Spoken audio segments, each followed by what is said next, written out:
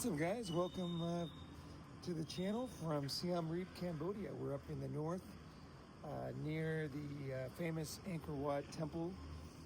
It's actually a series of temples, 70 temples at least, right? Tons of them. We went one day. It was absolutely beautiful, world class. This has just been great. I'm probably going to go back, but it's $37 a day, so we got to think about that. But it's worth it. So I think I'll go back one more day. You can get a multi-day pass, but we just weren't sure if we're going to come back.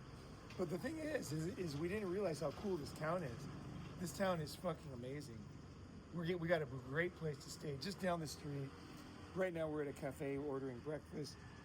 Killer food for nothing. Like really nice Western food. You can't get this kind of deal in Bangkok anymore. No way. I think back in the 80s you can get a breakfast like this for $3, but not anymore. Now it's like outrageous. You know, this is like you get an omelet. How many eggs are in that fucking omelet? 4? I think it might say 3-egg omelet, but it might be 4. I think it's 4 because it's really big. Like it's huge. You make a 3-egg omelet, it's not that big, right? Like that thing's goddamn huge, right? It covers the whole plate. So yeah, we're here, and I want to do a comprehensive video about. Oh, just a quick shout out! Japan Summit is coming up. So if you're going, start taking out time off work.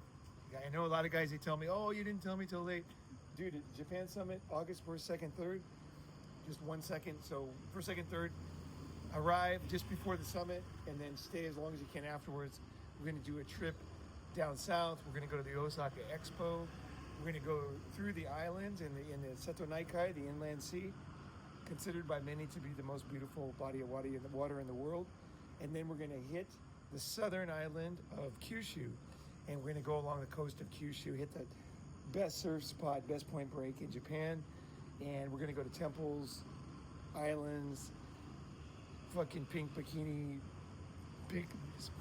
Ronin Summit 3, that's the name of it, and we're right there in the peak of summer, so it's just like girls, beaches, fun, temples, festivals, music, dancing, like all this shit they do in the summer. Just if you guys haven't heard about the other Japan summits, like they're the best. And also too, this is if you've been to Japan before, you have no idea what we're talking about because Japan is very uptight and all that. But in the peak of summer at these beach towns, it's totally different. And that's a Japanese tradition. Japan has this summer thing where they let loose. It's almost like everybody just lets go of all the stress. The girls go to the beach and they just want to have fun. They just want to giggle, they want to laugh, and they got nothing to do every day. Because if you go to Tokyo, everyone's working. No one's free. There's no free time. It's serious, man. It's hard to live in Tokyo, you know? So, but at the beaches, man, this is their 1 or 2 weeks. They're there. All they got to do is have fun. So you can, because the girls are friendly anyway, but now they have time to be friendly. So, you know, like they just wander down the beach in a group of 3. And then we'll be sitting at the beach. 3 pretty girls will come up in their bikinis like 11 at night. And I'm sitting there drinking my near beers. Other guys will be drinking beers on the beach, chatting them up, giggling, laughing. Then they go into the convenience store and they leave. And then another, 10 minutes later, another 2 come up, cutie pies. This time they're wearing some kind of yukatas, you know, kind of like summer kimonos. And they got fireworks. So we get some fireworks. Cost you like $8 to get a big pack of fireworks. And then we're down at the beach, you know, enjoying ourselves and then doing it with them. Someone jumps in the water. The water's 80 degrees. It's almost 80 degrees all summer. So the water's warm. You can just jump in the water, middle of the night. Doesn't matter. Come back out. There's showers. Shower up. We're sitting back at the convenience store, chatting up the next girls, right? That's kind of like every night. Like it's so fun. Like you don't have to have any plan. You don't have to go to any clubs. You know, like you can be sitting there eating like I do, eating a fucking melon with my hands and getting slobbery all over, and then a fish, because I don't have a fork, right? The girls come up and they're like, "What do you see? Like, is that delicious?" Because I don't know if you remember, like back in high school, like when there's those periods where everybody has nothing to do, like at the end of summer. You remember those periods when you're young, and like everybody just, like it's kind of like everyone's done everything they planned, and they just have nothing to do. Like everybody, even the busiest person has nothing to do. So they'll just talk to you. If you have a good idea, they'll just go with you, you know. And so that's kind of Japan's summer on a summit. On top of the fact that it's Japan, right? So it's going to be awesome. So anyway, if you're coming, get your tickets. Tell me, and I'll add you to the summit group. Add me on Ronin free on Telegram if you're going to come. Okay, so let's see. So I want to talk. This episode is illness abroad. Okay, when you're sick overseas. Okay, so this is a very serious topic, and I'm going to cover third world countries. I'm going to cover first world countries, but it's like when you're away from home. A lot of guys are young, they're traveling for the first time. Like, you might not think about it, but back home you got a support group. You got your mother, you got your dad, you got your friends, you have knowledge of things, right? Like which hospital, when you're overseas, you don't have shit. You're on your own. So what most guys do is they don't do anything and they get really sick. This is the common thing that happens. And this is what happened to one of the guys at the summit. He got a cold and he kind of ignored it. And I was busy helping guy. I didn't really think about it. And then this morning, I was listening to him cough. I'm like, dude, you got to go to the hospital. It's not that he's dying or anything. I mean, don't get me wrong. It just kind of got worse last night. But he's young and he's in his 20s, early 20s. You just don't, it's daunting, right? Third world, where do I go? Will they speak English? Is it going to be expensive? And if you're from America, you're going to have all these preconceived notions about medical care. And those preconceived notions are not true here. So let me give you a few examples. So in Asia, I'll try to hit as many points as I can. I recommend, if you're going to ever travel, to listen to this episode in full. Listen to all the stories, listen to all the advice, because together you'll be able to piece together your plan for when you get sick overseas. And it doesn't matter if you're on a short vacation or a long vacation, or living overseas or teaching English overseas, or you're an expat with General Motors, it doesn't matter. All these things will help you. I'm giving you advice from living in many countries and 37 years of being sick, traffic accidents, getting bronchitis, broken bones, different countries, including India, the Philippines, China, real third world places too. Back in the 80s, China, remote China in the 80s, remote Philippines in the 80s, which would be very similar to Africa today. A lot of parts of Africa, and where you're really like, there's no system. You got to figure everything out, right? So anyway, I would say first thing, okay, and this is going to surprise you, is that being sick is an opportunity to learn. I love being sick overseas. I like breaking bones and all that shit because it always brings me into another learning kind of episode. So that sounds funny. Like you're going to be like, what are you talking about? But after you listen to this whole episode and do it, you'll realize, fuck, it is kind of cool. Like it's the one chance. When you're a foreigner, you look different than everybody else. You get treated like a foreigner, okay? You never get like a real answer. Okay? Whereas when you're sick, you're suddenly a human being. And you have this opportunity to break through the glass ceiling of the way they treat you and to touch the human side of people and also to learn about different ways to do things that you thought there was only one way, right? So I think like even learning languages, I remember when I broke my leg in Japan, I went to the doctor and don't get me wrong, the doctor kind of fucked it up, and I'll tell you, I kind of talked about this before. He took the cast off early, and I don't know if you guys heard that episode, but maybe I'll tell that again. Did you hear that episode? Okay. I'll tell you, they will make mistakes, and that's okay. That's okay. Like medical stuff, it's not perfect, but you'll survive. You'll be fine. I don't hold it against people. I just keep learning, keep growing, get over my shit, and I learned to be very self-sufficient. Okay, I like doing medical care better overseas than I do in America. It's very rigid in America. Of course there's the price, but it's very rigid. It's very stupid. It's the system is stupid because of insurance companies where they're trying to make the most, charge the most to the doctors.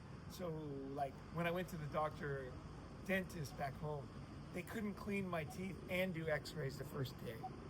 They had to do x-rays, and then I had to set up another appointment and then do cleaning. Okay, because why? Because they want to make money for 2 visits. In other countries, like, they will just take care of you. So whatever the fuck you need, they're just gonna do it. And it's very, and also, because you're paying cash and everybody's paying cash in most countries, you don't have this big deal. Like it's just like you can use your credit card. So I had one time I got bit by a rat in Bangkok back in the day, and so I had to get tetanus shots. So I went to the doctor, and I was scared because they had these big shots they used to do in your stomach. How you doing? Good morning. Just got to order our breakfast here real quick. Yeah, I'll just get a omelet with mushrooms and cheese. Yeah, and iced coffee. Yeah. Again? Ice omelet, mushroom cheese. Yeah. Mushroom cheese, and then iced coffee. I got food. Iced coffee with no sugar. Yeah, no sugar. Yeah. Thank you. Thank you. So we're ordering. I should show them the menu. Let me see the menu here. Yeah. Hey, since you guys are on here, I'm just going to show you a few things here. So this is where we're eating. So here's breakfast. Can you see that? Let's see here. Yep, breakfast. So got let's see here. Breakfast all day. That's another thing. In the third world, breakfast is always all day. Get a fucking huge omelet. I don't know if you can see it. $3.50 for where's an omelet? Cheese and mushroom omelet. It's fucking delicious. Like I said, it's like 4-egg omelet. $3.50. Yeah, they do everything in dollars here in Cambodia. So then we got one of my favorite foods. So if I'm still hungry, I can get dinner. They're not like retards here. They make food at restaurants here. So they'll make breakfast, dinner, lunch. They don't care. They don't care that it's breakfast. Whatever you want to eat that's on the menu, they'll just make it. Guess what? Guess why? Because the guy who works here knows how to cook. Surprise, surprise. Right? That's shocking to people back home because they don't know how to cook back home. So a breakfast guy, all he knows is eggs and shit, right? But this guy can make a delicious fish dinner for us, which I'll probably get if I'm still hungry. Fish amok, which is a Cambodian special. It's right there, cooked in a banana leaf. And it's like this great white fish. It's a little bit spicy, but not too bad, actually. I mean, I like spice. It's turmeric, all kinds of flavors. It comes with a bunch of vegetables. It comes with a plate of vegetables and also some rice or noodles. That's $4.50. So usually I like to start my day off right. So I'll order an omelet. I'll eat that. I'll see how I feel. If I'm still hungry, I'll order a fish dinner for breakfast because I love dinner food for breakfast. And then I'll have that. And then if I'm still hungry, which I often am, my first meal is often pretty big. So I actually splash out on breakfast. Like, that's one of my things. I'll get a smoothie, right? Basil smoothie right here with blackberries, banana, yogurt, milk, basil seeds, and they put tons of yogurt, homemade yogurt in there, and they put blueberries, even though it's not written there. If you ask them, let's put blueberries. Like, they're not rigid here, like other countries, yeah. And that's like so tasty, man. Those 3 things, you're fucking, dude, that's first class, dude. This place is awesome. Cambodia has the best Western food. So cheap, so easy. Okay, so yeah, so where was I at there? Let's see. So let's talk about getting sick in Asia, right? How to deal with it, getting sick overseas. It's very daunting, right? Because you're probably going to be wondering if your insurance will reimburse them. I was talking about tetanus. Okay, so we'll talk about the tetanus shot. So anyway, I didn't know what I needed. All I knew was I was bit by a rat. And that's often what happens to you. You're standing there, a rat came out of the fucking sewer, he ran up, I had sandals on, he bit me on the toe. I was like, fuck. I didn't know what to do. My friend said, you got to go to the hospital. And that was very good advice because I don't like going to the hospital. But he's like, you got to go to the hospital. I was on vacation too because I was on vacation from Japan. So I was like, okay, we gotta go to the hospital. So he took me to Boomerangad Hospital, which at the time, it's a world-class hospital now, but it was cheap then. Now Boomerangad is out of control. But back then it was super cheap and it was pretty much better than any hospital you would get in America. Unless you're a billionaire, right? If you're a billionaire, you get a better hospital. Why is that? How could a hospital in what was the third world back then be better than your hospital? You probably think I'm full of shit. Okay, now think again. Okay, this is very important to understand. I'll tell you stuff and I'll explain it so you'll understand. Okay, so in the third world, you have different classes of people. They're very rigid. You have rich families and you have poor families, okay? And you have poverty, there's no middle class, right? So guess what the rich people want? The rich people want the best medical care they can get because they're insanely rich. Like when I say insanely rich, they're like Bill Gates rich. It's just not on paper, so no one knows. Like they own all the nuclear plants, they sell oil to the fucking government. They just have money. They can just burn $50 billion on some bullshit. Like they don't care. It's just endless money. It's a money machine. So we're talking the rich families of Asia. Now, guess what? They get sick too. Okay, so they're in Thailand, right? They're in Bangkok, and they get sick. Guess what they want? Guess what they demand is the best doctors in the best hospital.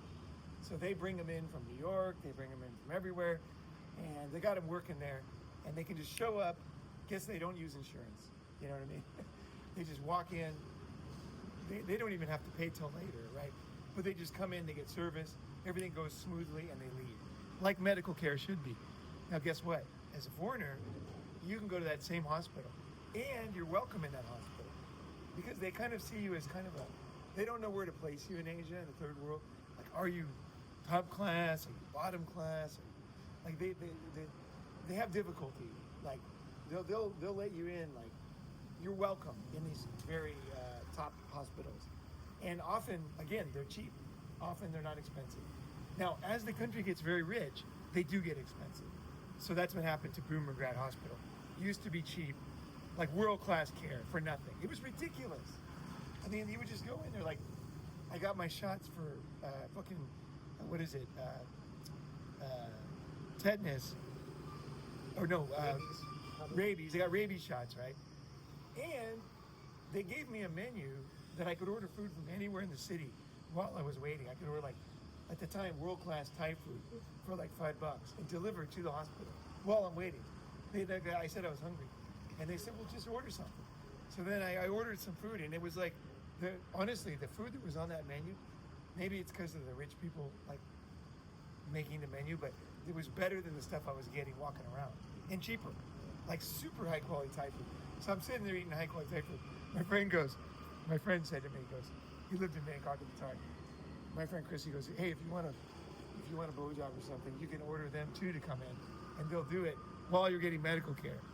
Like I just thought it was hilarious, because and the medical staff would just kind of, at the time, would just close the little curtain while you're doing whatever you're doing, while you're waiting or whatever, and then just come in for medical care. Like there was no judgment. Like it was like hilarious. Now I didn't do it because, as you guys know, I don't pay for that stuff. But I thought I gotta admit, that was absolutely hilarious. Like that service was available, and I'm sitting there eating the best food. The nurse was flirting with me. I mean, I'm telling you, I'm trying to describe like my experiences. Like, probably hard to believe. The nurse is flirting with me. I'm eating this fantastic food. She's laughing with me, so I'm literally laughing, right, about the rat.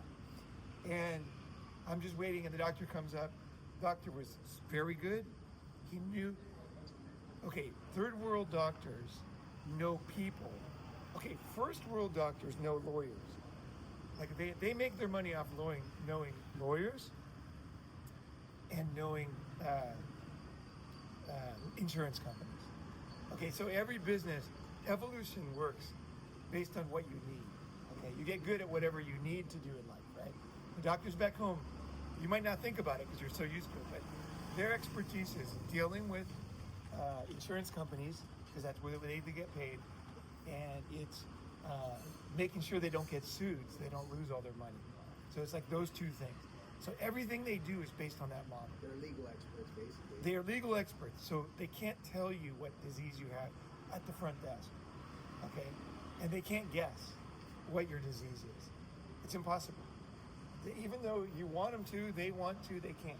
In fact, they don't even want to because they're so brainwashed by the system in the West that they just figure this is just the way it is. Like, you poor sucker come up, they know what you have, but they make you fill out all these fucking forms, go see a doctor so he can recommend somebody else. Meanwhile, you're getting sicker, right? You're getting sicker. You're paying for all these visits. People in the office are getting sick from whatever you have, right? Like you're going to it's just like the stupidest system ever. In the third world, it's just not like that. It's much more practical. Okay, so the basic, for all intents and purposes, in most countries, and this is for all intents and purposes, best to think this way is what I mean, is that there's no lawyers. Okay, so what would they do if there's more lawyers? Why do people get in the medical profession? Why do people choose to be a doctor? Make money. No, the original reason, most people, they want to help people. Why do people get into the veterinary? They want to help animals. True, yeah. Right? So the real reason why people become doctors is help people. So guess what? They want to help you. So, so exactly, you said that. Like coming from, like here, like you'll see the doctors, they care. They're like listening to you, concerned about you. Like it's such a different thing here. So they can tell you right away what you have. So here's another layer of everything. You don't even have to go to the doctor if you don't have time. You can go to a pharmacy, and often they can't get sued either. So if they see like a rash on you and they know what the rash is, they'll just say, it's probably this rash from this. Did you go to this place? Yeah, I did. Okay, it's probably this rash. So just here's the medicine. And no doctor, no time wasted. And 99% of the time it works. Third world people, if you get sick in the third world and you go to a clinic near where you got sick, they're going to know what it is, basically. Now, if you get sick in London and you fly to the third world, that's a different thing because they might not know that sickness. But the doctors here, they work a lot harder than doctors back home. My doctor in China that did my circumcision surgery, he did like 6 surgeries a day. So what happens if you shoot a lot of free throws every day? You get very good at free throws, right? What happens if you don't shoot free throws for like days and days, and then you try to shoot free throws?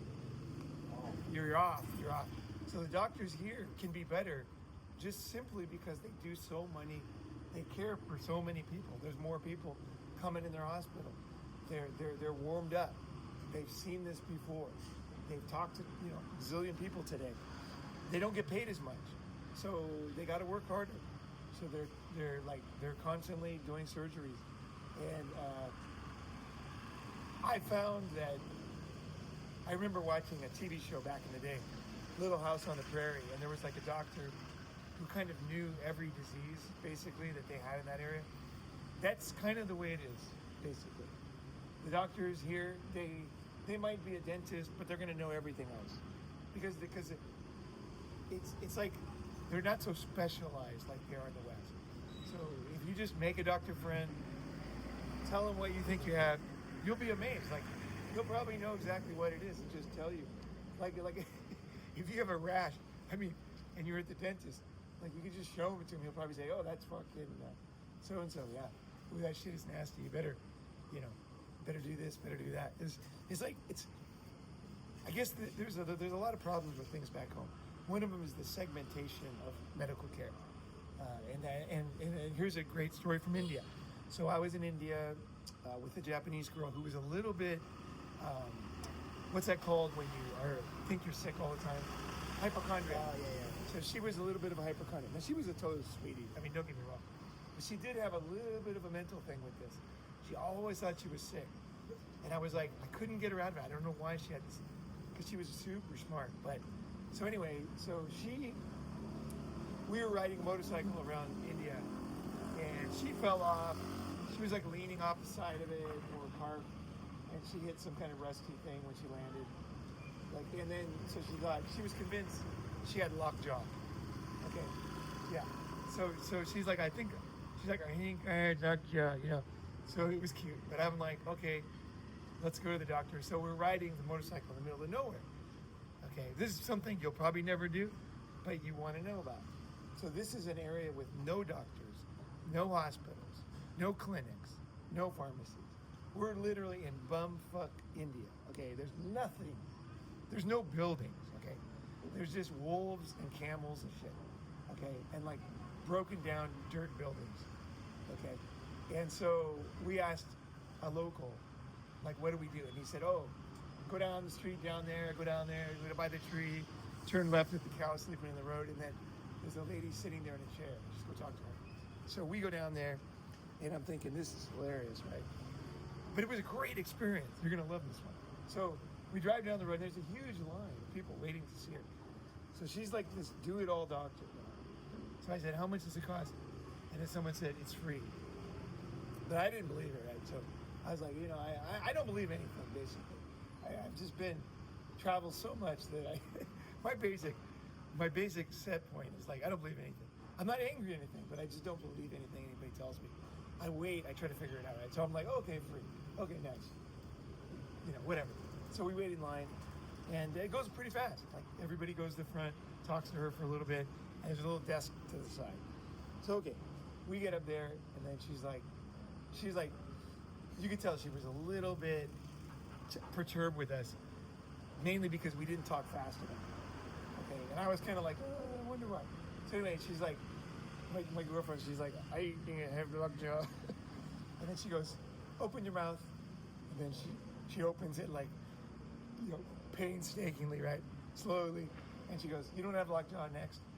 And so then we went off to the side. So I go, honey, you don't have lockjaw, right? And then she's like, yeah, but how do we know she knows what she's talking about? Like, we didn't get any explanation at all. We waited in line, and next thing you know, we're off to the side. And it was free, but we're like, fuck, you know, how do we know? So I'm like, how do I convince her to explain things to us? Because in the third world, they don't expect that. People don't expect much in the third world. They don't expect, like if you have a knee injury, as long as you can still walk, you're fine. Whereas like we want to still play basketball at 60 years old and stuff. Like Westerners have very high expectations of life. In the third world, they don't. So you kind of have to let the doctor know, like, you actually have expectations. I'm serious. Like, in a nice way. You say, No, I plan on using the laser. yeah, I plan on doing things, you know, I'd like to, you know, do things, and, you know, walking is not enough, you know. I still want to, you know, do yoga or something. Like, oh, shit. You know, holy fuck, you know. But, so, anyway, so I said, I thought, okay, how do I get her to, because that's the other thing. You got to be smooth. You got to have people skills. I looked at her, like, kind of bowed, and I'm like, to her assistant lady was standing there. I said, look, like, we're Westerners. Like, Japan is the West, you know. So is Taiwan, you know, so is Hong Kong. Right? I'm like, yeah, I'm like, man, I'm like, you know, like, we're Westerners. Like, we really, like, we're used to, like, explanations and stuff. Like, we appreciate all the help and everything, but we just need a little more to hang our hat on, right? So the lady's like, she's like, I get it. So that's it. Yeah. Okay. Thank you very much. Yeah. All right. So that's awesome. So I'm just going to show you guys my coffee here. This is my black coffee, $1.25, and it is absolutely fantastic. I'm telling you, it's one of the best black coffees ever. It's like, I don't know what they do. It's very old school style drip or whatever. It is fucking delicious. $1.25. Kick Starbucks ass. So, oh yeah, and the straw is bamboo. The straw is fucking bamboo. Eat that, California. Okay, so the lady, she looks at it. So then the assistant talks to the lady, and she looks at us, and she goes, look. She goes, if you have lockjaw, you cannot physically open your mouth. Okay? You can't. It's not painful. You can't open your mouth. Okay, next. And then we were satisfied because we were like, that makes fucking sense. Like, her jaw was sore for whatever reason, you know, it wasn't like too many BJs because she always gave a lot of BJs. So it was just probably in her mind, right? It was just in her mind, You know, she started to convince herself of this thing. And this lady gave us very good advice. And it was all done in like 20 seconds, you know. And it was like amazing. And then we left and we're like, okay, don't have lockjaw. Done. Finished. Free. Tried to give money. It was almost insulting. Like, nope. Free. See you later. And we left. And it was just like awesome. I thought, man, why can't they have a fucking doctor like that back home? I just can't wait. Like, this is one thing I'd love RFK Jr. to take away these laws. Like, I want a clinic. Just my thoughts. I want a clinic in California where you're not allowed to sue the doctor. It's impossible. Like, you have to sign an ironclad contract, and then he can actually tell you the truth and be wrong, and you can't do nothing about it. That's what you really want. You want a medical professional to be able to tell you what he thinks, what he assumes, what is his intuition. Well, that's if the doctor's good, of course. You know what I mean? That's what I want personally. I don't want a perfect. I want to know right away, what do I probably have? Because usually probably is good enough for me. I'll go get the medicine and take it, right? Unless it's something that's going to kill me, right? I just want to get the fuck out of there, get it done. Medical care is not this big mystery bullshit. It's fucking easy, man. Anyway, that was a great experience. So let's go through different experiences. So yeah, you heard the lockjaw in China, in India, and I'm talking rural India in 1999, 26 years ago. And I'm talking like cows dying of hunger around you, people like just craziest shit you'd see back then. I mean, like, it was just madness. And I felt like some of the best medical care, practical, quick, and inexpensive. And reassuring too, because her explanation made perfect sense.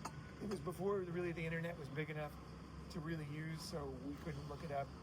And so it was very, very valuable. And my whole view of the medical system changed.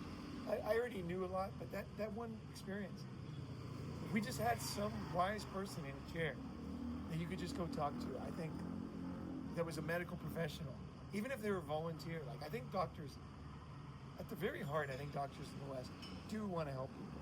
And that would be something they could do if it was legal. Just have people come up and ask questions. And they could say, well, does this happen? You know, they could kind of hunt it down. What is the real problem, right? And give you advice, you know. So anyway, next, because there's a lot to talk about. Okay, so what have we learned so far? First thing is, the minute you're sick, go to the pharmacy. Okay, that's the first thing. So when you're sick in the West, what do? You think about insurance companies, you think about traffic, you think about how much money you have, you look on the internet. No, not here. The first thing you do is go to the pharmacy. Why? Because the pharmacy is like that doctor. They can give you free help, and they're often right. Now, let me give you a little caveat. This will help you understand better. If you got sick in London, and now you're in a rural India, then okay, nice. Then they might not know what it is, right? But if thank you. Let's show this to the group here. Let's look at the food here. There's a breakfast action there. Yeah. Pork bowl. Yeah. And okay. So and you couldn't see the waitress, but she stole sweet pie. So they're all very sweet here. So okay. So what was I saying? I lost my train of thought. The pharmacy. So the pharmacy, they really do want to help people. I found them to be extremely helpful in the third world. Like, don't even think doctor in the beginning. Just think pharmacy. Go to the pharmacy. Tell them everything. Like, think about it. Think about everything you've experienced. How fast it's happening. Explain it. Get good at explaining yourself, right? Not using medical tests. You know. Oh, thank you. Yeah. Oh, thank you very much. Yeah, it's fine. Yeah, no, it's good. Don't worry. Oh, no. Oh, sorry. Yeah. Okay, here, hold that. Okay, let's do this. Okay, no problem. We didn't lose anything there. We're all good. Yeah. Okay. All right. Show me your omelet. Okay, so show the old omelet here. So here's the fucking omelet, right? And what can we use? A spoon here. Get a spoon in there. Here's a huge spoon, right? So you can see the thing's goddamn huge. Goes all the way side of the goddamn. Can you see it? Yeah, the goddamn face. That's right. You gotta. That's right. You gotta get graphic here. Yeah. So cheese omelet mushroom, very nice mushroom, locally grown mushroom. I can tell. You know why? Because there's a lot of them in there. If they were imported, they would only have a little slice in there. If they're local and you're paying like nothing for your omelet, then they're going to put a lot of them in there, right? So let's see. What's it going on about there? Let's see. What was I saying right there? Talking about going to the pharmacy. So pharmacy, yeah, just go to the pharmacy, see what they say. Or explain yourself. Explain yourself. Get good at explaining yourself. Yeah, in the West, I think because we have so many tests and all this, we don't get good at communication. You know, we don't get good at explaining ourselves. I think, oh yeah, let me see that. Thank you. Yeah. So here's the yogurt bowl. Here's the yogurt fruit bowl. Yeah, very tasty with muesli on top. Homemade fucking yogurt there. Eating for pennies. You got bananas, mango. Yeah, is there jackfruit in there? No. Pineapple and watermelon. I'm sure that's going to be terrible. Oh, and it's got star fruit. Is that Dragon fruit. Dragon fruit. Got dragon fruit. You can see we're living harsh here in the third world. Things are Send that one back. things are tough. Things are fucking tough here. It's so much better back home. You know what I mean? Just so much better. Yeah. And so then if one pharmacy doesn't give you good advice or they're too busy, you walk down the street 20 meters is another one. Pharmacies are everywhere. I just walk to one pharmacy if for whatever reason they're not the same way that I'm explaining it. Let's go to the next one. Then next step up, look for clinics. Next step up, look for hospitals.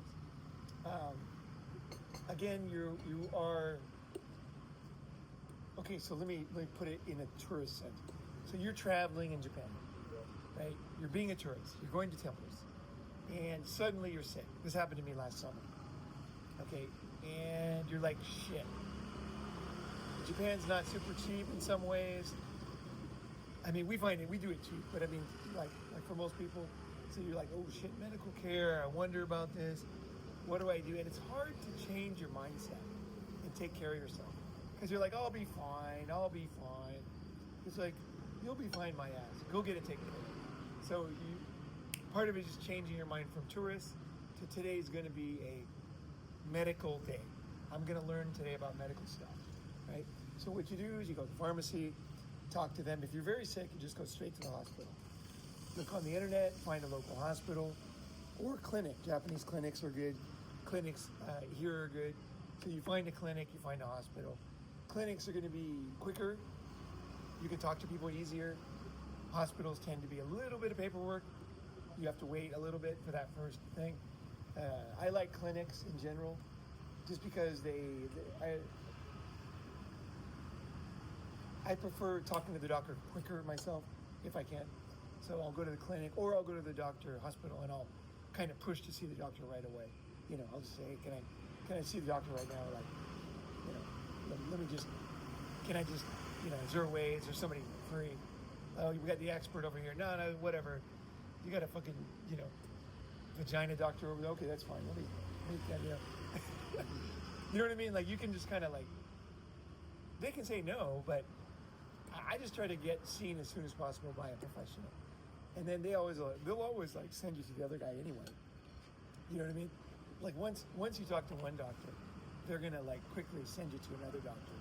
So don't worry about it. So let me tell you a little bit about doctors here. This is important. So one, like I said, they do like to help people, but also two, and this is very important to understand. Doctors here and doctors back home have a different social status.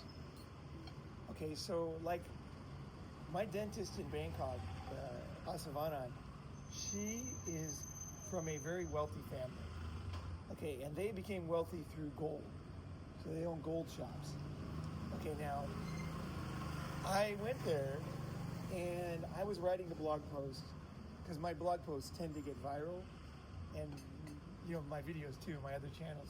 This one's being stifled because of politically correct bullshit, but most of my videos go pretty viral. Some of them crazy viral. And so I wanted to help. I wanted to find the best dentist for myself. I was kind of like doing I want to find the best dentist in Bangkok. I'm going to live here type of mindset. So I said, okay. I looked online for the best one. It looked like Asavana was the best one.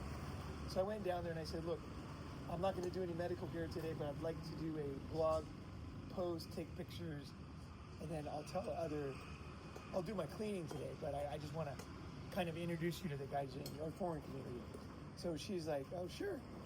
So then the real Asavana came in. She had like a bunch of people working for her. And she was like super nice. And I talked to her.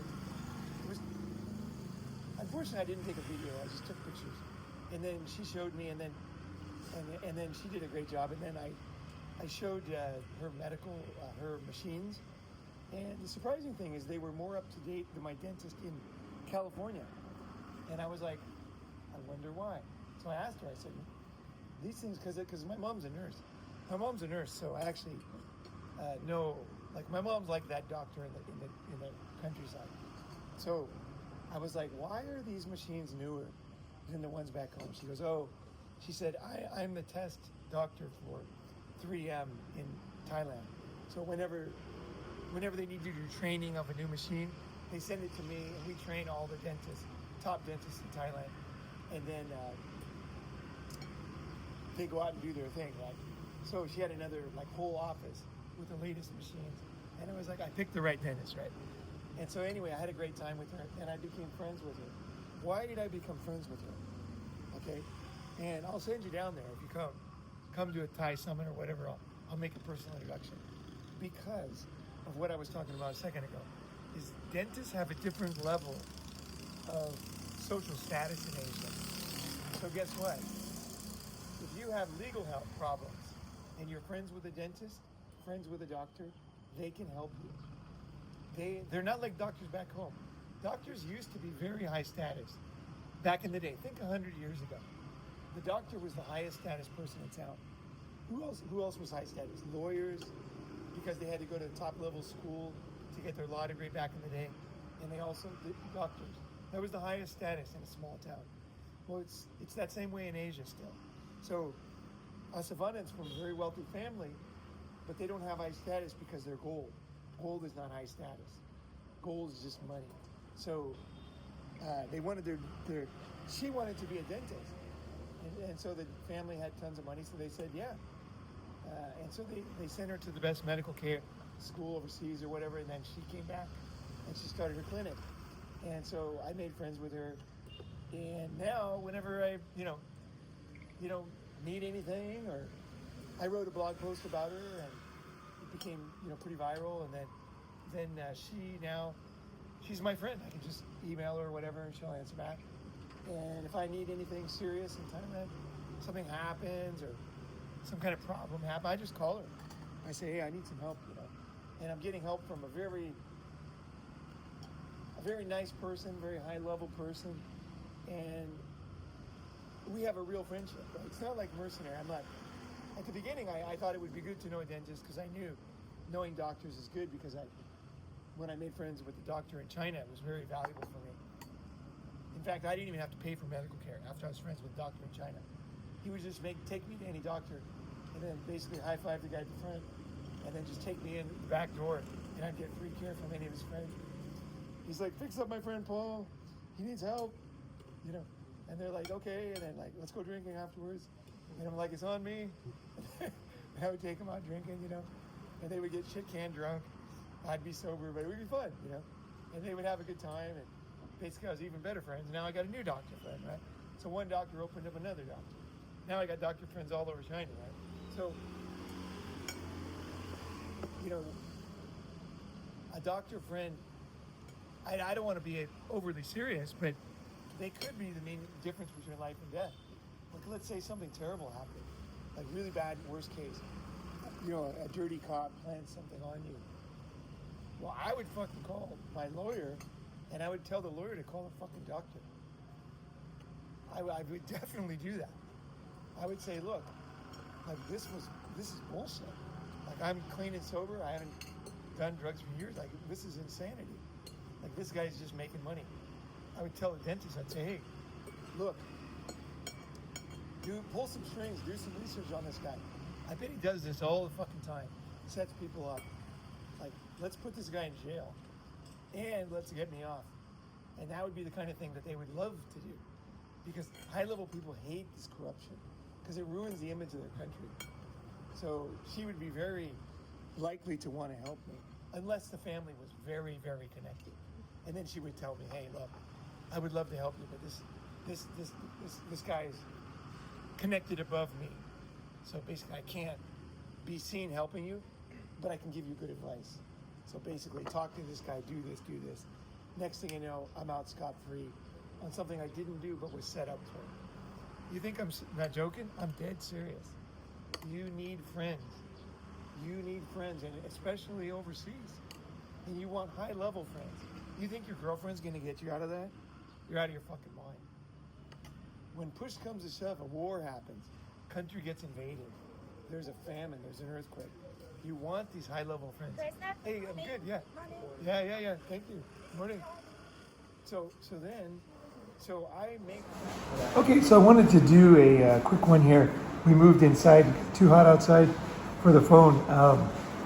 Talk about what happens if you don't do what I did. So one time I was in China and back in '89 in an island, and I drank water from a well, and apparently they had cleaned a pig in the well, and somebody had washed dishes in the well. Now you couldn't see because the well went down like 40 feet, but apparently there was like, the water was not clean down there, and unbelievable things can happen sometimes. So I was young, I didn't know. I didn't start out knowing all this stuff. It was all a hard experience. Basically, the only reason why I'm still healthy and alive is because my body is extremely versatile and very, very resilient. Yours probably isn't. Honestly, like, you do not want to go the hard way in the third world. Like, it is very dangerous. So let me give you an example. So I drank that water, and luckily I had my first Japanese girlfriend was with me. And so when I got sick, I just got sicker and sicker and sicker. And then I got so sick that I was delirious. So my fever was so high for 2 weeks that I didn't know what was going on. Like, time passed. 2 weeks went in like an hour. Like, I don't remember what happened. So if you've ever been that sick, you can't help yourself. So luckily this Japanese girl, she was there. So I was shitting my pants. I couldn't take my pants off, or I couldn't do anything. Like, I just couldn't even undo the button. It was too much energy. And I was like jacked. I was working in a sawmill, lifting logs just before that in Sweden. So, but I couldn't even like undo my button. So I was just shitting my pants. She would take off my pants, clean me up, put new pants on. That was very nice because the Chinese around me didn't know what to do with me. And I was on an island where there was really no hospitals at the time. So, at least not where I was. It was very, very simple back then. Now they have hospitals where I was. Sanya Beach is now very developed. But back then there was nothing. You had to go to Haikou, to the capital of the island, to get a hospital, which I was too sick to take a fucking car through the fucking roads. It was so hard to get across the island. So I couldn't help myself, So I had a girlfriend, thank God, and she actually really liked me. So she stuck with me, because I was boning her, we're having fun. But then I got sick, and then she tried to help me, and she took me to a doctor. But when I got to the doctor, they had it was like a very simple, it wasn't a hospital, it was like a clinic, it was like an operating table, but it was covered in blood, and there was all these rats, eating the blood off the operating table when I came in, and then they ran off, when I got there. So that was kind of the situation there. And so he wanted to give me a shot in the ass of some kind of medicine, but the needle was so big that it looked like a fucking hose, with the cut sideways. And so he showed me the needle, but the needle was rusty. So it was a huge needle that was rusty that he wanted to stick in my ass. And I'm just like, no thank you. Because I knew you can't have rusty shit in your bloodstream. So, and then he handed me a pill which was like, it looked like it was as big as a sandwich. And I just I didn't trust it, so I didn't eat it. So I just toughed it out. And so then I got back. Somehow after 2 weeks, I got back to normal. And I went to Hong Kong and went to a doctor just to find out what had happened. And my eyes had turned yellow and everything. And then the doctor said I was lucky to be alive. So you really kind of want to learn these lessons about being sick as soon as possible.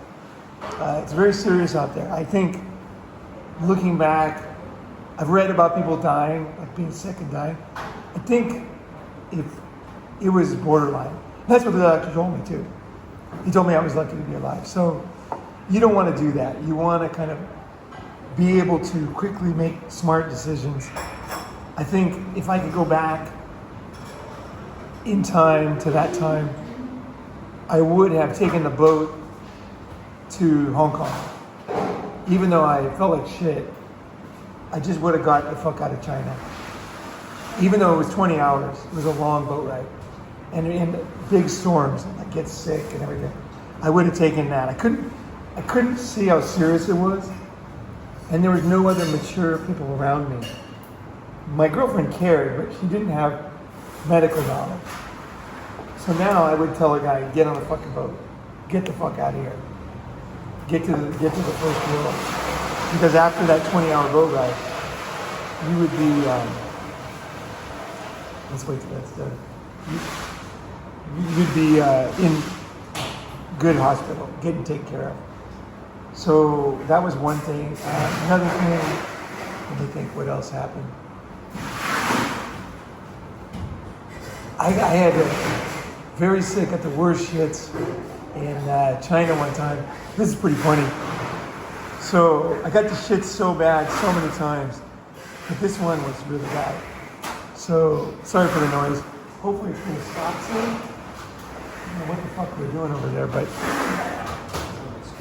don't tell them. They're doing their thing. Yeah. What's he doing? Yeah. Is that a long time? How long is he doing that? He's trying to record something on his phone. Is that possible?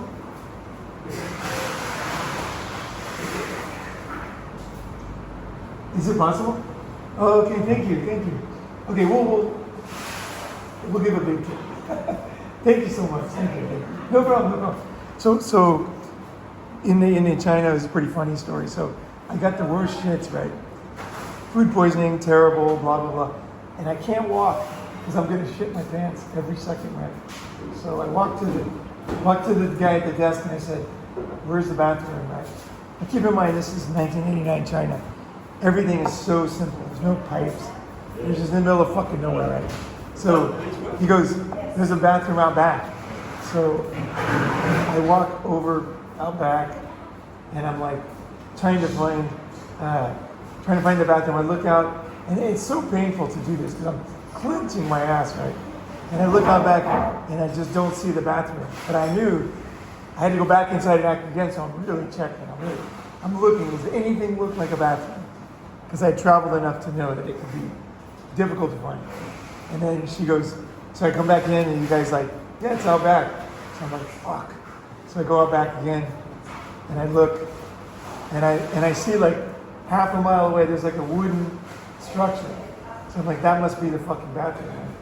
So I'm walking out there, and it's through a pig pen. I'm walking through a pig pen, and I get out there, and it's like up in the air. As soon as I sit there, all the pigs come running, right? And I look down, there's a hole, and they all have their snouts up there, and they're like, they're all excited, right? And so I fucking just let loose all over their faces. And the pigs were so happy and excited. They were like eating all the shit, and they're like I just started laughing. Like, I was so sick, but it was so hilarious. Because the pigs' snouts were right near my eyes. Like, it wasn't like they were down 10 feet. We're talking inches, right? And it's just like I could see their eyes and faces, you know. And they're just so excited, like covered in shit. I'm laughing so hard. And that helped me to get over that sickness, you know. So that was one. It was like laughter can really help, laughter. So I did another one in the Philippines where I got very sick again on an island. Same kind of thing, no medical care. I toughed it out, I think. So let's see, what was the other one that's important?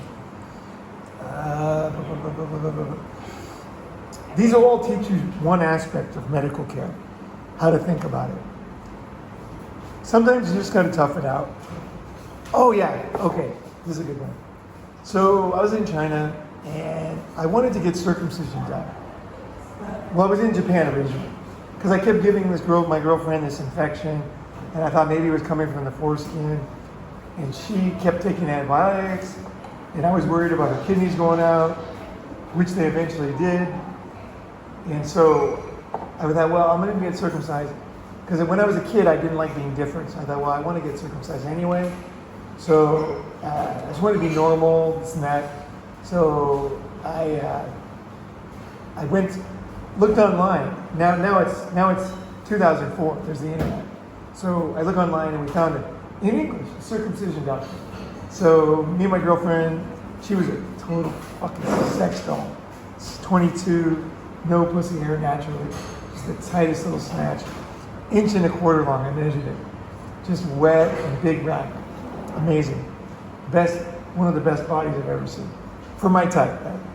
Just so fucking pure and sweet. No smell, nothing.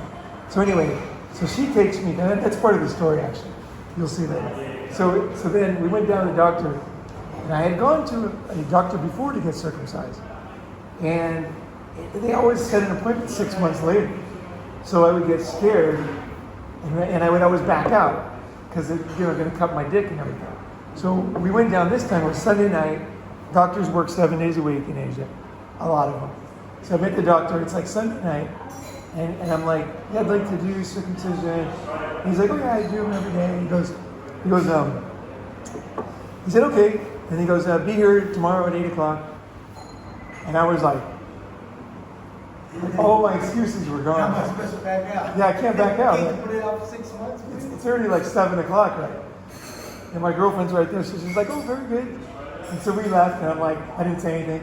Came in the next morning, and he did the circumcision. And then her hotness was kind of a problem because when they cut your foreskin, they don't cut it in one piece. They like snip it off for adults. They like snip. So it's like all cut all the way around. And then they stitch it, right? So there's these stitchings in there. And so then, but this girl was so hot and so sexy and such an anime sex doll that after the surgery, I got home and I started getting a hard on. So the stitching is holding my incredibly sore dick together. And it's pulling, it can break apart. Like you can have an emergency with circumcision as an adult. Because it's literally holding your dick together with threads that are being pulled to full size. And I would get a full erection. And the skin would be, the threads would be pulling into the fucking thing. Just stretching it beyond belief. And the pain is so incredible. But you can't, believe it or not, you can't make your dick go down. Like if it goes, you can't. There's no way to make it go down. You gotta knock it down. No, you get a hard on, you can't do that. There's no way you can do that. You get an infection, right? So you just have to wait it out. And so I kept getting hard ons, and I'm just like, the pain was like the worst I had in my life. So I went to the doctor and I said, I said, man, I came with a girlfriend again, and I'm like, dude, what the fuck do I do? Like, what do people do in this circumstance? And he's cracking up. Right? We became friends. Dr. He, he's just ignoring me. He's blowing me off. And I'm like, dude, serious. And he goes, look, Paul, nobody gets erections after the surgery. Because the fact that you're getting erections, I don't feel bad for you at all. he goes, just tough it out. And I was like, oh, God, fuck. And I'd wake up with an erection at night. Same thing, I just it was so miserable, man. So then it went well, good guy. And I tipped him $1,000, gave him the Chinese handshake. And so he did a good job. Because when they do it, they can make your dick curve or get fucked up by the way they stitch it. And I told him, I said, do a good job. So I gave him $1,000. I said, make it beautiful, So then he did a good job. And so then, because I knew he never went to medical school. Okay, he was a learn-on-the-job guy. Because in the 60s, during the Cultural Revolution, they closed the schools. But they still needed doctors. So what they did was they learned on the job back then. So he just started doing surgery with probably some old book or something, looking at the book, looking at the diagrams, and just did surgery. And he had been doing it since the 60s. So it's 2004. So let's say 65, 75, 85, 95, 105. It's 40 years he's been doing surgery. So he was one of the best doctors I ever had. He was so good. And so then I said I had 3 testicles at the time because I had crashed my motorcycle one time at high speed. And I hit the tank with my nuts. And then I hit this police car. And then I flew into the stop sign. And my nuts went right into the stop sign. So it had blown one of the tubes out. So it had become blown out, and then it was like a third nut, except it was full of sperm, basically. And it's not dangerous, but it's not comfortable. So I had that for years. So I said to the guy, I said, look, I want to do this surgery. Can you do this? He goes, well, long story. I won't tell you the whole story. But basically, he didn't want to do it at first because he thought it was from infection. And I've had so many accidents, I don't even remember I had an accident. And then finally, long story, maybe his friend goes, think about it. You hit your nuts. Guaranteed this is not. His friend goes, this is like the 3rd time I went in. He goes, this is not from an infection. He goes, you hit your nuts. Think back to when you hit your nuts. And then we'll do the surgery. And I go, the accident. Would that cause it? He goes, scheduled tomorrow morning, 8 o'clock. So we went in there and he did the surgery. Then that one was a little tougher. Again, I told him to do it nice so it looks pretty. And then when I was done with the surgery, his wife gave me this big flat rock and then put it on, because the ball was kind of above the other balls, kind of on the side a little bit. So the rock pushed it down so that it healed as if there had been no surgery. Otherwise, there would have been a bump, like now down on the right side of my crotch, because there would have been a bump where he did it, because it naturally bulges out after you cut it. And so she saved me, from having, looking like Frankenstein down there. And it looks, you can't see it, I had surgery. So it's definitely worth tipping these guys. I highly recommend tipping doctors in Asia. Do it nice, do it smart. And yes, before the surgery. Yep. Yeah, and what you do is you fold the money up in your hand. So I folded 10 100s, and I just went to shake his hand, and then I just left it in there. And I shook his hand in the stairwell, where there was no cameras, so he wouldn't be embarrassed. And then he looked at it, and he was like, kind of like, you don't have to do that. I'm like, just do a good job. Just do a good job. And he's like, okay, cool. And we were already friends at that point, but I think that the little things help. Because the surgery only cost me, I think, it's about $50. Okay, so Yeah. you gave him $1,000. So I gave him $1,000 as a tip. Wow. Yeah. So, I wanted to make sure they didn't fuck anything up down there, right? And so then, it took longer to heal, so I was getting drips all the time. So I was in the hospital getting drips, And it's kind of miserable because on the weekend, this is another medical tip. On the weekends at hospitals, they have shitty doctors. All the good doctors work in the week, and they don't work at night. So if you want good medical care, Monday morning, best doctors, right? Just think about it. You're a good doctor. You're going to work at night on the weekends? No fucking way. You're going to demand the best times. Shittiest doctors work in the shittiest times. So now I'm getting a drip, middle of the night, and so she, because I had so many VDs when he did the surgery, it wasn't, oh, that's what it was. It wasn't healing. Because I had a ton of VDs from my bone and chicks days that I didn't know about. So he like one by one, he was knocking them out post-surgery. And so finally he had me on penicillin because that kind of cures everything. And it's like, yeah, it's like as they say in Japanese, orumaiti. So I'm getting penicillin now for the first time, a whole bag of it. So basically the nurse is like Nurse Ratched in the movie One Flew Over the Cuckoo's Nest. She's like mean, no good, doesn't like anybody. And then she just shoves the needle in, and I'm sitting there. Now it's penicillin, so they test you first if you're allergic. Because if you're allergic, then you'll die if you get penicillin and you're allergic. Because they're putting a whole bag in. So they test me, and the test looks a little bit red. Okay, it's not fully red, but it's a little bit red. So you can tell they were a little bit concerned. They were like, no, you're not allergic. Okay, penicillin. So they stick the needle in. So I'm talking to my girlfriend. Now I got another girlfriend with me. I'm with her, talking. Also my hand hurts.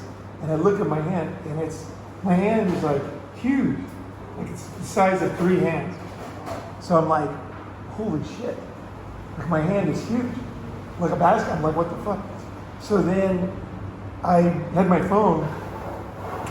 I called my mom, who's a nurse, and I said, here's what happened. I'm getting penicillin. They tested me and it was a little bit red. And now there's a whole bag in my hand. My hand is swollen up. And my mom said, you're going to die. And I knew when you die with penicillin, you're going to die soon, like 10 minutes. So for 10 minutes, I thought I was going to die. Like for real. It was, it was hard. Saying goodbye to my mom and everything. Whew. Very serious. But thank God it wasn't. All that happened was she missed the vein. So it was just basically liquid in my hand. But I tell you, man, it's like medical care can be very up and down, right? Shit can happen. It's real life out there. So what would I do differently now? I think I would have tried to, here's what I would have done. I would have called the doctor and had him give me the IVs at home. Because he would have come to my house and brought the machine and done it at home. Or in his house. Because he used to do other things. Like my knee was fucked up, so he'd bring this big needle and he would give me a shot in my knee every Friday. And then he'd give me a big shot so that the bigger shot could go in. Because the needle was like huge. And he would do that at home because he was my friend. He would just come over. Basically what he would do is steal the medicine and then just do it at home, and I would give him he'd make his side money, right? So, and it was nice because I didn't have to leave the home because I couldn't really walk at the time. I had crutches. So anyway, I knew that, now I know that he would do that. So if I can go back in time, I wouldn't have, as soon as I saw Nurse Ratched, I would have said, no. I'm not doing Nurse Ratched. Like, if I got to bribe people to get a good nurse in here, or if I got to go to another hospital get this thing done, or if I got to wait a few hours till tomorrow morning, I'm not going to get Nurse fucking Ratched doing this fucking thing. So there's your lesson. It's not a perfect lesson, but I think the doctor would have chewed her out on the phone, and he would have said, give Paul a good talk. He's my friend. And then I would have been fine. So I made friends with a doctor in China, and we're like still good buddies. We send messages all the time. He doesn't speak a word of English, but his Mandarin it's pretty good, but he's from Huangshan, which is a different dialect. And so he understands my Mandarin, and I understand his Huangshan dialect enough to be friends, but it's a little bit tough because he doesn't speak Mandarin perfectly. But anyway, we're good friends, and so then whenever I had any medical needs from then on, I would say, oh, you know, I need this done. And he would be like, great, let's go drinking. So I'd like style him out on a fucking bottle of Baijiu. And then he would drink a bottle of Baijiu, and then he would do the medical stuff. He could drink drunk, he could do surgery drunk. This guy was like a machine. One time he answered the phone, and he was doing surgery and smoking at the same time. Like, and you think that's dangerous? Like, I would trust this guy over anybody back home. He was great. He knew exactly what he could do. He just was a fixer-upper. He'd fix you up, and he did a great job. You know. And so anyway, when I had any medical needs, dental cleaning, you know, whatever the fuck else I had, the needs, he would always come and meet me. I would get him drunk, get him some good food, some crab, and then we'd go to the doctor, and he would like, literally there'd be people waiting in line, and he would push in front of everybody. He's like, get the fuck out of my way. And my friend Paul's coming through.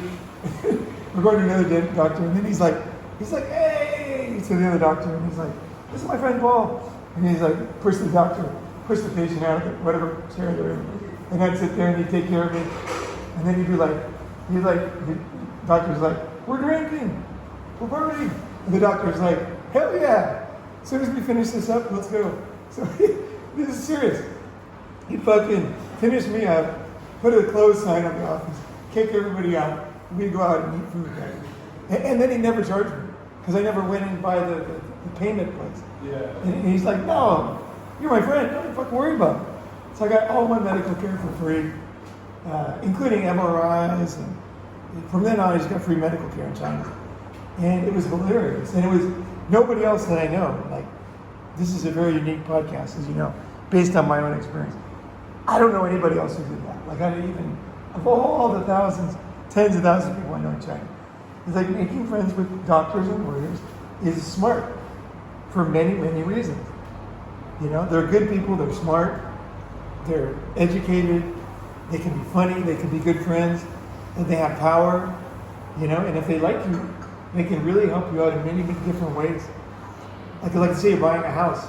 If I was buying a house in China, I'd fucking call them for sure. I'd say, is this a scam? Can you help me?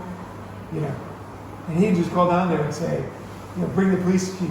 Because I met the chief of police, took him out drinking, next thing I'm dancing with all these guys, posted it on my Weixin account, my WeChat. And then all my Chinese friends are like, holy fuck, you know the mayor? I'm like, was that the mayor? He's like, yeah, the police chief too. Like, I had all these guys who were like dancing, fucking around, just totally fucking around. I didn't even know they were. He just said that they're my friends. And I went and listened to this boring speech. And they said, Paul, get up there and make a speech. And I'm like, what the fuck am I going to talk about? He's like, talk about something. Just get up there. So I went up and made a speech to all these guys. It was like a video of me giving a speech to all these communist officials in Chinese, right? It's fucking hilarious. And we're all dressed up in these like Chinese traditional outfits. They're playing music, and it was totally fucking hilarious. If I ever get arrested, I have problems in China, believe me, they won't be problems. You know, just call them up. You know, when the guy calls me up, he's like, "Where the fuck are you?" I'm like, "I left China. You know that." He's like, "You should be here." And he goes, I go, well, "Where would I stay? I don't have a visa." He goes, "I got like 18 houses I'm not using." He goes, "Just come by and stay in one of them." Yeah. And I'm like, it was a hilarious conversation, right? It's like, okay, the third world is hilarious if you know how to, if you're good with people. That's the way they are. They're that way with each other. And then they invite you in. And then you're part of the system. So when you get medical care, you're not just getting medical care. You know, there's an opportunity to meet somebody, to learn about the culture, to make friends with a high value person, to learn, to increase your knowledge base. So yeah, I would say, if that is your mindset, if you're like a win-win type of guy, and you know how to make friends, you know, third world is your oyster, man. It's fucking awesome. Medical care is amazing. You know, you'll get quick, good, reliable You know, like, there's a lot of good doctors here. Either they used to work in New York, now they're here. You know, top doctors, they retire. They come here and do stuff, you know. I had the same experience when I went to in Chennai, in southern India. I had a friend, his dad, he owned he owned a diamond mine. And then this other friend, he owned like, the fuck did he own? He owned like a mining company. Like he owned a mountain. And the other guy, what did he own? Some kind of salt company or something. And his son was racing cars in London. Like, and I was hanging out with those guys. And then in southern India. And then I needed medical care. So they took me down and they said, oh, he's from, New York, New York. The guy did my medical care. I thought I had skin cancer. And he took this thing off my back. And I didn't have skin cancer. He told me, he goes, you don't have skin cancer. But he said it could become skin cancer later. If you want me to take it off, I'll take it off. So he took it off, put it in a little jar for me to show me, take home, as a souvenir. And then I think it cost me, it was $35. Yeah. And it was like awesome. Like he's talking to me about New York, and buddy, because I guess I was friends with the other guy. And then he brought me the other guy. And then, if I go to Chennai again, like these high-level guys were telling me, I said, Paul, buy a house here in Chennai. You buy it in the Beverly Hills of Chennai because they're like super cheap now. And if I would have bought that house, it went up like $1 million. And I could have bought it too. They were going to help me get it. I could have even borrowed money from the bank and just put down like a 20% deposit. So, it's like crazy the opportunities you get when you have people skills. So most people here are just fucking morons. They look down on the people like some kind of third world scumbags. They talk shit about people. They think the medical care is going to be bad. They think everything's better back home. And you can read it on their fucking face, You can read it on their face, even if they don't say it. I think people in the third world, they want to have friends with people from different countries. And usually I'm their friend. Like I find, and then it's like they win, I win. Then when they travel, I can give them advice or go there, meet them up, hang out with them, whatever. So I think the medical care issue is much more than medical care. You're getting this chance to learn a lot of vocabulary if you speak the language. Because every time I break a bone, I learn all about bone, Japanese, And then when I have another problem, I learn about that. Right? And so I learn words. I learn how things work. There's always something to learn. I'll give you an example. So another thing to learn. So I went to a doctor in Japan for VD. And so he asked me, he said, so, what happened? And I said, well, basically, it's not really what happened exactly. I said, let me just describe my lifestyle at the time. I said, basically, I've got like 5 regular girlfriends. And then I've got about 3 or 4 irregular girlfriends. And then I pick up a new girl like every week or 2. And then I get rid of one. It's kind of going towards going away. And some of these girls have boyfriends and married and stuff. And so whenever I give a VD, they give it to their husband, who gives it back to them, and then I get it back. So I said, like, these diseases are not so simple as just curing it. He said, well, you have to bring her down here. I said, no, because if I bring her down here, she'd have to bring her husband, and then whoever he's sleeping with down here, right? Which is never going to happen. So the doctor just looked at me like, you're fucking hopeless. He did. He looked at me like an idiot. But so then I found out there was a very good VD doctor. Can you close that door? Oh, there was a. So sometimes you don't want the locals. When it comes to sex back in that time, we're talking way back in Japan, they were kind of judgmental. And same thing in Sweden. When I went in, thought I had herpes, and then the doctor, he was going to tell everybody in this little town I had herpes. Like, yeah, like he said, bring in your other girlfriends and this and that. Like, he didn't he was going to have them all come in the same room. And I'm just like, dude, come on. Like, that's not cool. And he's like, well, you deserve it, basically. And I was like, it turns out I didn't have herpes, thank God. But a lot of doctors were very judgmental back then. And so I was like, the Japanese were the same way. So then my friend, Chris, the massive pickup artist, he's like, dude, you got to go to the Russian. Because the Russian, he knows what's up. So he's like, go down to the Russian, he'll take care of you. So the Russian owned this beautiful house that I heard he had stolen from a patient who had Alzheimer's. But anyway, he had this beautiful house with like bonsai trees and everything. Any of you old Japan guys will remember this guy. He was in Roppongi, but it was on Nishigai-Endori, right? I think that's Nishigai-Endori, right? It was at Higashi.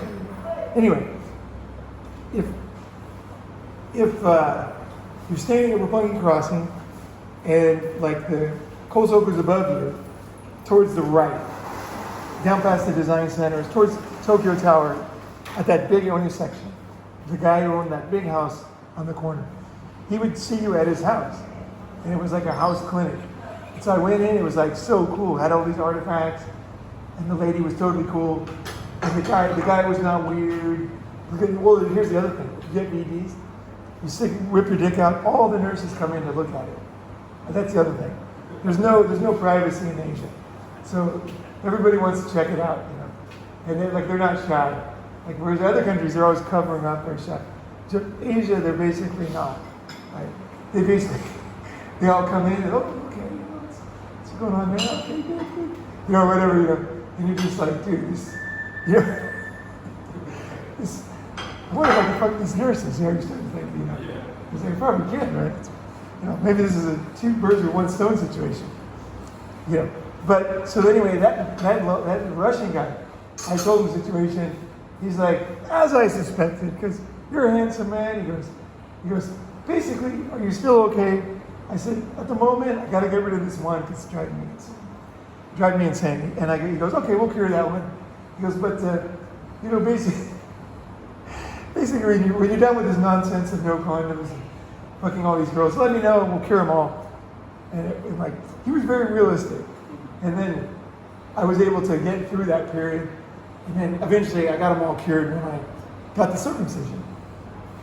So I just kind of put up with a lot of shit until then. Like, my dick could be so sore and I still get hard on. It'd be so sore sometimes. You know, it's like, just fucked another girl. And it's sore to start with because you got fucking different problems. And then some of them, they don't transmit. Some diseases are only for guys. Basically. You learn about VDs, they're not as scary as you think. Some VDs are only for girls, basically, and other ones are only for guys. So the ones I had were mainly only for guys. And so I wasn't really giving them to the girls, but they would give them to another guy if they fucked another guy, their husband or whatever. So basically, I learned how to navigate the VD doctor situation, because VD is another one. It's very important to know, because you can get VDs even if you're wearing a condom, right? You know, you can get herpes in the face. You know, you can get herpes in your eyes. My friend got in his eye. Probably he touched his eye. You know, he ate her out, or he touched his dick and he touched his eye. It's also if you go to a ping pong show in Pattaya, if you get chlamydia in the eye, the ping pong ball hits your eye. Okay, yeah, there's many possibilities. Yeah, so basically we talked about VDs. VD is basically, if you're boning a lot of chicks, you probably want to do your research in advance. That's what I learned from that one. Trying to give you lessons and stories. You could probably come up with your own lessons. But the one thing, I would find that Russian guy first. I would say, who's the non-judgmental, convenient, reasonable guy that I can pay cash, get whatever I need done when it comes to VDs. And then I would have gone to that guy. Only. I wouldn't have wasted my time with a Japanese doctor. Because he would also do AIDS tests with no ID. Whereas Japanese doctors, they always did ID. And if you had AIDS at the time, HIV, they would kick you out of Japan. So you wanted to know if you had it, and then you could voluntarily decide what you want to do. Right? You wouldn't want to, you wouldn't want to be sick and then just kicked out. You know. Yeah, now they don't do that anymore. But that's what they used to do. So like they have cultural values in different countries. So let's see, what else is there to learn? Broken bones. Asian doctors tend to be very, very good at broken bones. Anything that's simple, they're probably better than Western doctors. Because they treat more people. And they're just more practical here. There's no lawyers. They're very practical. bones, colds, simple things. If you have a complicated brain injury from a high collision crash, you might think about going home if you can afford it. If you can't afford it, do it here anyway. But you might consider other options, or going to like another Asian country like Hong Kong. Do your research on where is a good doctor for this particular injury. Or you might want to bribe a doctor or tip a doctor and then get some good advice about who could do it in this country, wherever you are. But basically, it's part of life. Don't wait. Get shit taken care of. Don't be coughing all over your friends. Get it fucking done. You're responsible. You can't say you don't know. We're all men. We're all adults. Take care of it as soon as possible. Don't let it get worse.